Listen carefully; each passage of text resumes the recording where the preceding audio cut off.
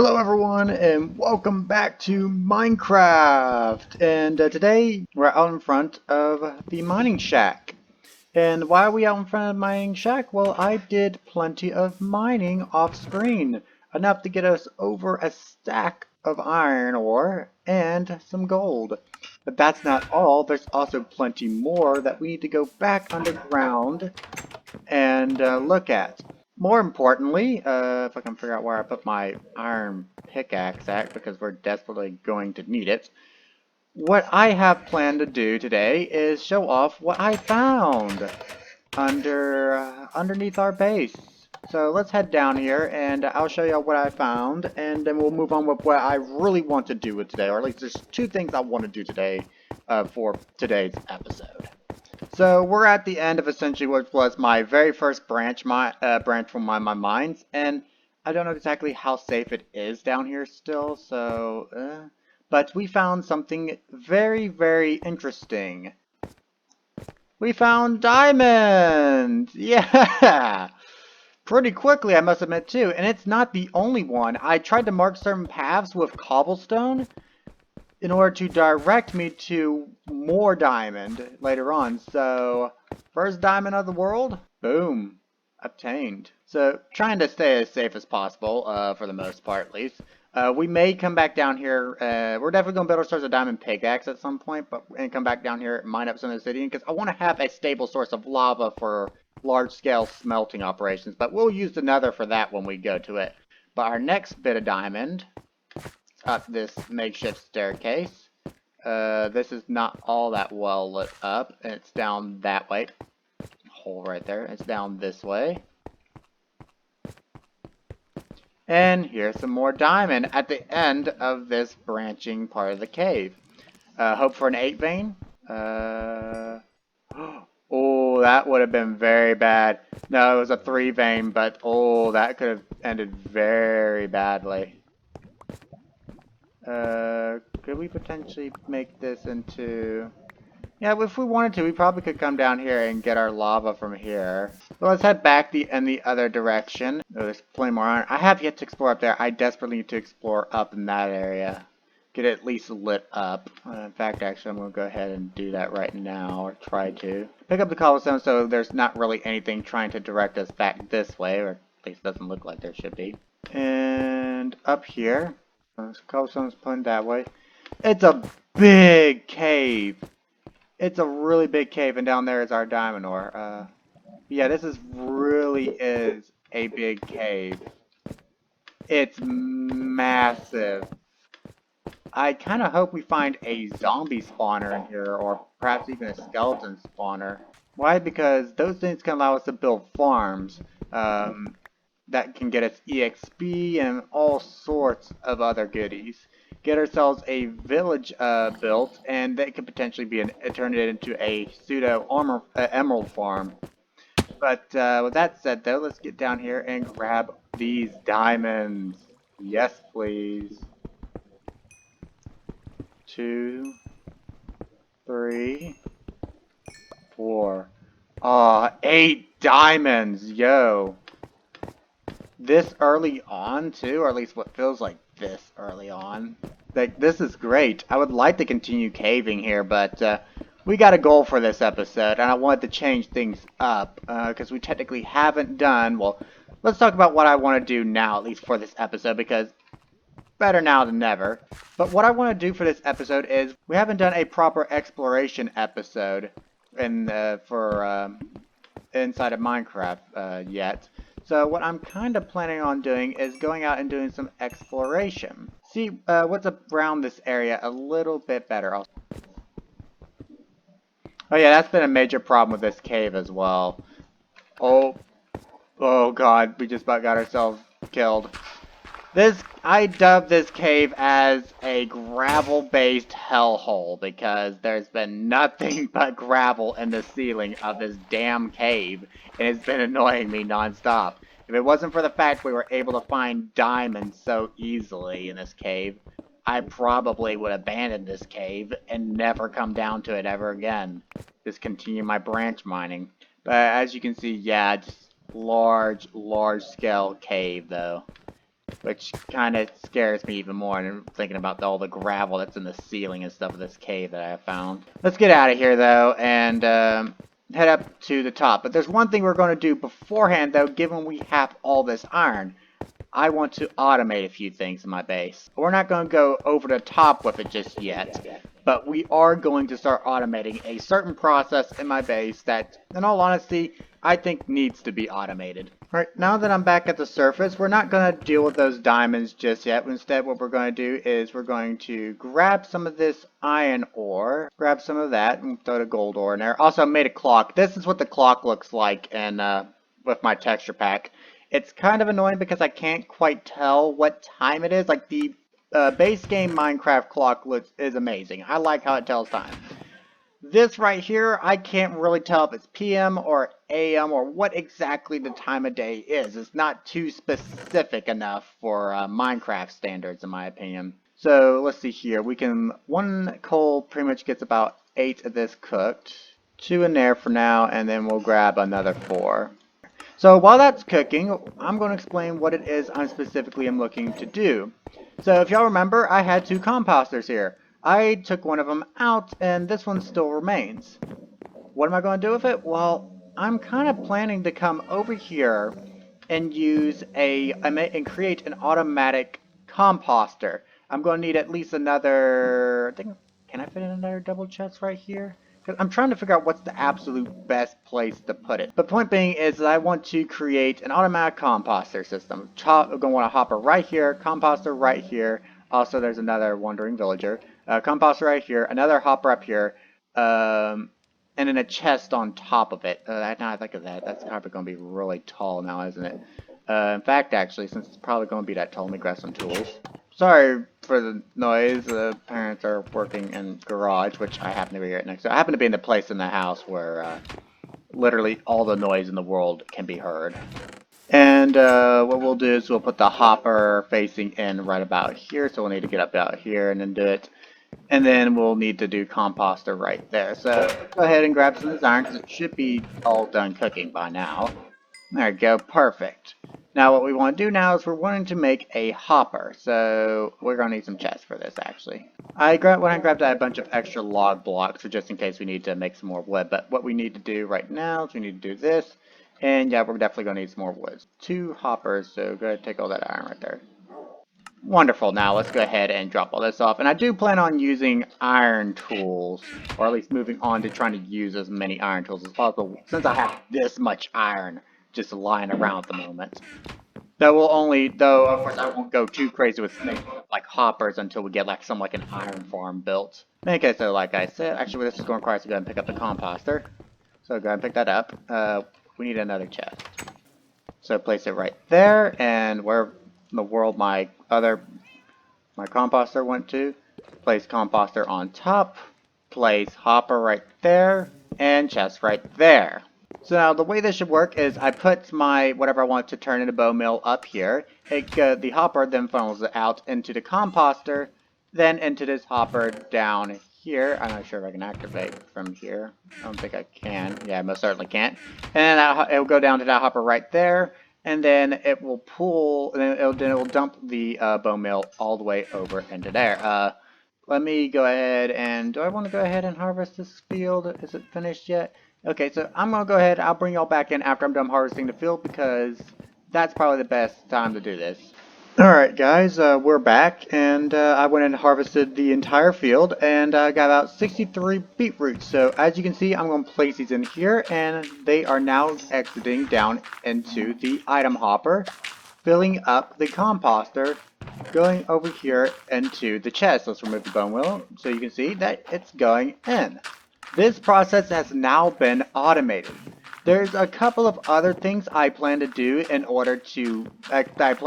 make this process. Basically, there's plenty of other things I want to do in an automation format like this. Mainly naming automatic smelting. I want to be able to take a blast furnace, smoker, and maybe even a normal furnace, do the exact same thing and make that work. But as of currently, we are not worried about doing that right now. Okay, so let's go out here and see if we can look into him and into this wandering trader. Let's go ahead and check this dude out to see if he's going to be leads or if there's something I would actually want to buy from him. Okay, so he's actually selling some really good stuff, as it turns out. He's actually selling he's actually selling this. Oh, wow. Okay, so this actually is not too bad. He's also selling slime balls, too. I'll let you stay around for now. In fact, stay right there, and we may go into the village and see if we can find a farmer to get even more emeralds from. So what we want to do is we want to go to your trade for that, and yes, give us a sea pickle. Now we need one emerald to get that coral block so that we can, or at least maybe more than one actually. See if we can find a farmer real fast. So, Mr. Wandering Trader, I am now officially back, and we're going to trade you for those fiery coral blocks. Now, it's important that once you have these, that you find a place that you want these to be placed at permanently until you get an enchanting setup. And of course, obviously, we can do that, but it's not quite ready just yet. Especially with the fact that our sugarcane farm here is not quite, it's not quite high tier. It's very, very low tier. So for now, we're going to place these things in here because we're not quite ready to farm those. At least I don't feel safe farming sea pickles off of the fire coral blocks just yet. But with that said though, let's get to the actual meat of this episode. Hopefully things have not dragged on for too long. What is the meat of this episode going to be about? Well, as you can see, I'm currently grabbing a bed. I'm going to temporarily grab those shears. They're not coming with us, actually. But the main meat of this episode is going to have us doing exploration. So what we need to see about making is a cartography table. And voila, we have a cartography table. We'll place that right there. How the cartography table works is we can build ourselves a map. For starters, let's build ourselves an indicator map. So what we need is iron and redstone to build ourselves a compass. So we're going to need that. And we're going to need a lot more paper, as it turns out. After building a paper, we can make ourselves an empty locator map. But in any case though, next thing we can do is we can use the map right here. As you can see, we can see a large portion of the area around us. We can see the entire village and one of our houses. I'm not a big fan of the super zoomed out map, but that's what we're going to go for today. And you can take your indicator map, as you see, it's labeled as level 0 out of 4. And we can stick a piece of paper in it to increase it to level 1 out of 4. This increases the zoom value of it. So now we can see our entire house, basically entire area where we built our house, along with a large portion of another area. Go back to this again, and we can zoom it out even further. So now we have this massive, massive area to go explore. And I'm kind of thinking, why not go out and fill in that map? So for now, what we're going to do is we're going to go back this way and we're going to get ourselves a little more food. Put this sugarcane back in the chest. Basically get our inventories out, go grab that honey out of those hives, and then we'll go ahead and start exploring. Alright, now we are back and we have our map, and also if you notice we have a shield in our hand. You need you craft that using about 6 pieces of wood and a single iron ingot. Also, in addition to that, we are now in a full set of iron armor. The idea is that we will be exploring this entire map by filling it out, and once we've done that, I will consider this episode complete. So I'll bring you guys back in if we find anything interesting, aside from, of course, obviously that village or the village that's out that way. So yeah, I'll see you guys then.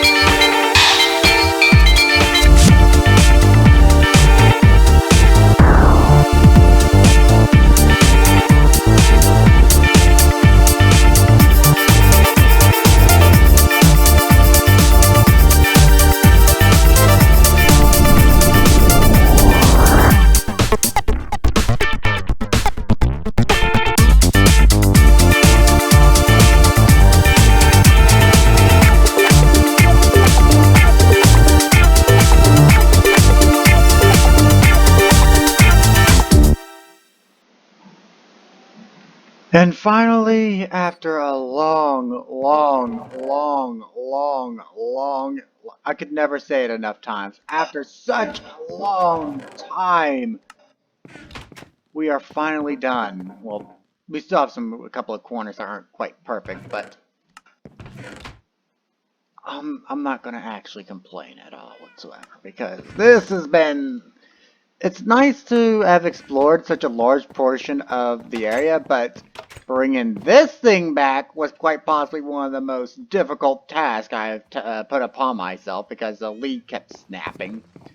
And he kept trying to kill himself time and time again. So it was kind of a bit nightmarish, but we still got it done in the end. I can tell you guys right now, I am not interested in doing another exploration episode for a very long time. We did find another village. If you give me a second to make a couple more sticks here, I will make an item frame, because I believe I have some leather, yes, just lying around. And if we put this right about, let's see here, and then we take that off, put it over here, and put it up there. So as you can see, the corners are still a little but we found a village right around over here, and I went ahead and looted some bookcases, a lectern, and another flower pot from there. So we now have those items now in the bookcase. So we're ready to set ourselves up with a librarian at some point if we really want to. For now, we're going to keep the shield on us, but we have some other stuff to sort out. After I'm done sorting all this stuff out, I will bring y'all guys right back for the outro, because by this point, I'm very much done. So guys, I think I'm done sorting everything for the most part. But with that said though, after such a long episode, so many really good things, finding diamonds, getting a bunch of, basically getting a bunch of loot from all kinds of places, finding a desert temple out here, like all kinds of loot, from finding a desert temple out here, a villager outpost, a pillager outpost up here, though there wasn't much any loot with it anyways. Finding a ton of villages, discovering a iceberg biome out over here, and I believe we also came across at least three, maybe four. I think I came across one or two of them off camera, but I came across maybe right around 3 to 4 deep ravines, like really deep. They probably go down to right around nearly Y11 at the bare minimum. They go down pretty deep. We also find some of the like a type of flower valley biome down here, and they're basically all over here next to a big desert biome which is from the desert temple. But yeah, I was kind of expecting us to be surrounded by by mountainous biomes, but no, there's only a mountain over here, and a tiny bit of a one up there. Along with there being not just three, 4 swamp biomes, and down here, and actually over here, some dark oak forests. So yeah, today's episode's been plenty, and I mean plenty good. With that said, guys, I hope you guys enjoyed the episode, and I'll see you guys next time. Oh, wait, before we do anything, Fallout 76 is apparently is apparently free to play for, like, I think the next 2 days. So you're going to probably see gameplay footage from that, because I'm going to be playing a lot of Fallout 76 instead of Minecraft for a good little bit. Because 76, I've always been interested in playing it, but I ain't got the money to buy it, so trying it out for free is going to be pretty damn nice. So more on that whenever it actually happens. So I'll see you guys next time in Minecraft or 76, whichever.